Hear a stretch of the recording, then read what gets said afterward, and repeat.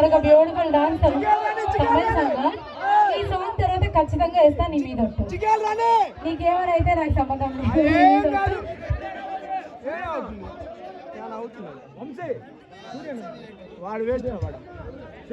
Okay, మరి మీకోసం మిమ్మల్ని లేట్ చేయించడం మాకు ఇష్టం లేదు కాబట్టి ఒక తమిళ సాంగ్ తో మా వాళ్ళతో రెడీగా ఉన్నారు.